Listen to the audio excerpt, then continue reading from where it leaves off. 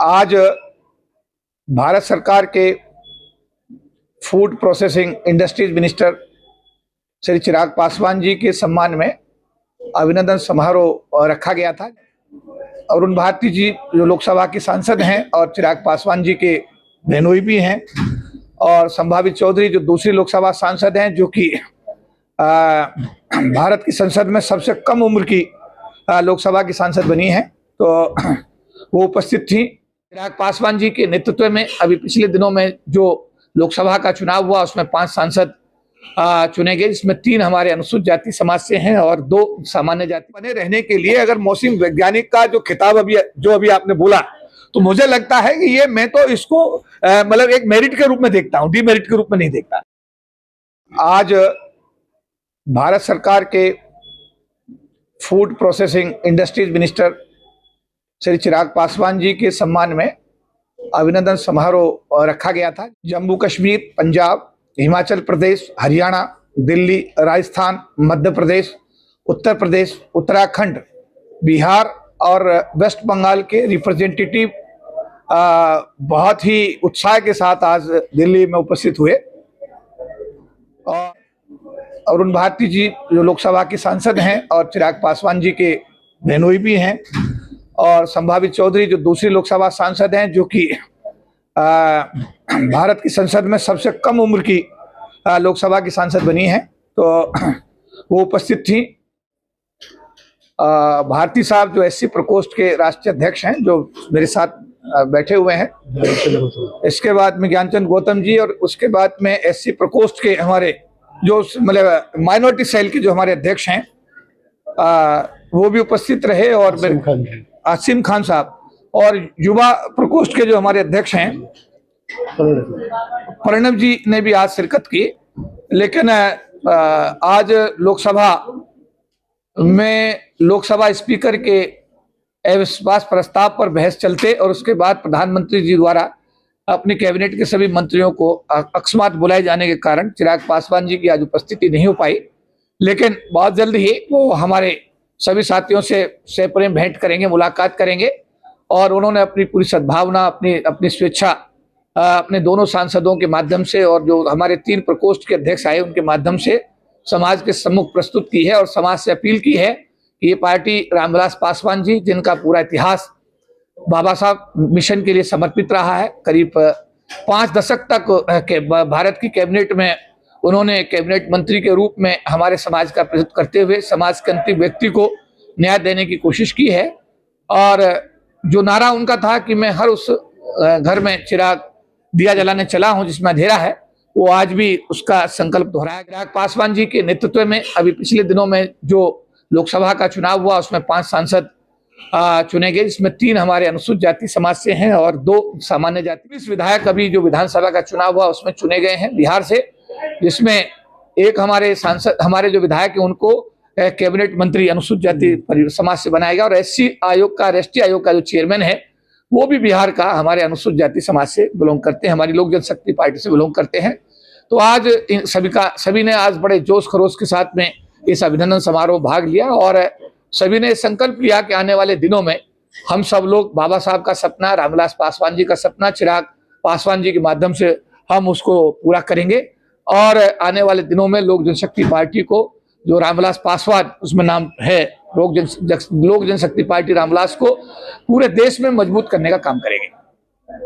तो सवाल ये है कि जिस तरह से बड़ी देर से काफी इंतजार कर रहे थे, क्या ये आपको मालूम पहले से नहीं था कि चिराग पासवान आज आ नहीं सकते हैं, और काफी संख्या में लोग इंतजार करते नजर आए? नहीं, अंतिम समय तक भी ये बात बार बार आती रही थी, जो कि हमारे जो चीफ जनरल सेक्रेटरी साहब हैं उनके साथ बराबर संपर्क रहा कि जैसे ही लोकसभा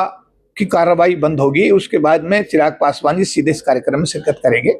लेकिन अचानक ही प्रधानमंत्री जी के द्वारा सभी मंत्रियों को बुलाए जाने के कारण उनकी उपस्थिति नहीं हो पाई, और उसको अरुण भारती साहब जो पार्टी के वरिष्ठ पदाधिकारी भी हैं, सांसद भी हैं, उन्होंने समाज के सम्मुख उन्होंने खेद भी व्यक्त किया। उन्होंने 2-3 बार खेद व्यक्त किया कि पूरा समाज, जम्मू कश्मीर से लेकर के राजस्थान तक का और वेस्ट बंगाल से लेकर के बिहार तक के लोग यहाँ पर आए आज, तो उनके सम्मुख उन्होंने खुद ही सब उन्होंने कहा कि भाई हमें इस बात का बहुत दुख है, खेद है कि माननीय चिराग पासवान जी राष्ट्र की बड़ी जिम्मेदारी के चलते आज अपने समाज के बीच में नहीं आ पाए, लेकिन बहुत जल्दी वो समाज के लोगों के साथ मुलाकात करेंगे। अभी उत्तर प्रदेश और पंजाब में चुनाव नजदीक है, ऐसे में आप उत्तर प्रदेश होकर के रामविलास पासवान जो पार्टी है आप ज्वाइन कर रहे हैं एलजेपी रामविलास, क्या रणनीति है उत्तर प्रदेश और पंजाब के लिए? क्योंकि उत्तर प्रदेश में बहुत सारे आरोप लग रहे हैं। देखिए, पार्टी की अपनी जो कार्यशैली है उसको बिहार में आप लोगों ने देखा। बिहार के अंदर जिस तरीके से 2021 के अंदर नई पार्टी का गठन चिराग पासवान जी को करना पड़ा, और उस परिस्थिति में क्योंकि अगर आपने देखा हो कि पिछली बार जो असली पार्टी लोक जनशक्ति जिसका चुनाव चिन्ह भी उनके चाचा जी को मिला, और पार्टी का जो मतलब यह है कि स्वामित्व भी जो है उन्हीं को चाचा जी को मिला। उसके बाद में 2021 में लंबे संघर्ष के बाद लोक जनशक्ति पार्टी रामविलास का गठन हुआ, और इस पार्टी ने लोकसभा चुनाव में 5 सांसद जीत करके और 19 एमएलए विधानसभा बिहार में जीत करके ये परचम लहराने का काम किया। और आने वाले दिनों में न केवल उत्तर प्रदेश बल्कि पंजाब और जिन जिन राज्यों में चुनाव है, वेस्ट बंगाल में, सभी जगह पार्टी अपना अच्छा प्रदर्शन करेगी। साहब, आप जो है ना बहुजन चेहरा बन चुके हैं, लगभग बहुजन समाज के लोग आपको पहचान ही रहे हैं, पर इनको दोनों पिता पुत्र को कहा गया है कि मौसम विज्ञानी। जब जब पार्टी यानी कि हारती है या कहा जाए सत्ता बदलती है तो ये बदल जाते हैं, तो आप कैसे टिके रहेंगे इनके साथ में? देखिए, जो अभी आपने सवाल किया है, रामविलास पासवान जी का जो चेहरा, जो फेस है, अगर हम बहुत सारे राजनेताओं की कार्यशैली को देखते हैं तो राजनीति में बहुत सारी चीजें, निर्णय लेते समय बहुत सारे फैक्टर्स को ध्यान में रखना होता है। पासवान साहब अगर सरकार में रहे, मंत्री रहे, हमारे जैसे बहुजन समाज के लोग उनके दरवाजे पे जाते रहे, समस्याएं बताते रहे, उनका समाधान इसलिए संभव हो पाया क्योंकि भारत सरकार के अंदर किसी पोजीशन में थे। मायावती जी बीजेपी के साथ 3 बार उत्तर प्रदेश की मुख्यमंत्री बनी, अगर नहीं बनती तो शायद जो कर पाई वो ना कर पाती। तो लिहाजा ये कि राजनीति के अंदर जो अभी आपने कहा कि मौसम वैज्ञानिक होना, मेरे हिसाब से बहुत अच्छी बात है। अगर आपको दिख रहा है कि ये आदमी सरकार में सत्ता में आ रहा है, अगर ये आदमी सत्ता में आ रहा है और सत्ता में रहने से ही समाज का भला हो सकता है, बने रहने के लिए अगर मौसम वैज्ञानिक का जो खिताब अभी आपने बोला,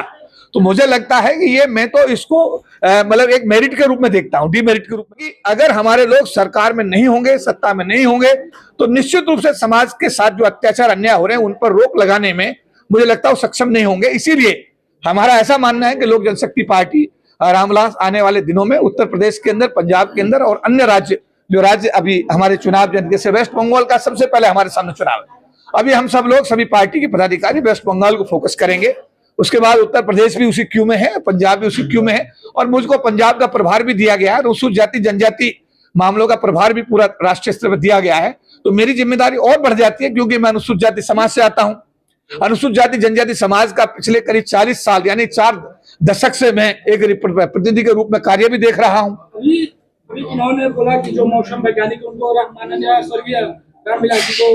मौसम वैज्ञानिक बोला जाता था, तो क्या है मौसम वैज्ञानिक एनडीए के साथ अगर उत्तर प्रदेश में आएंगे तो उत्तर प्रदेश में बीजेपी को सीट देगी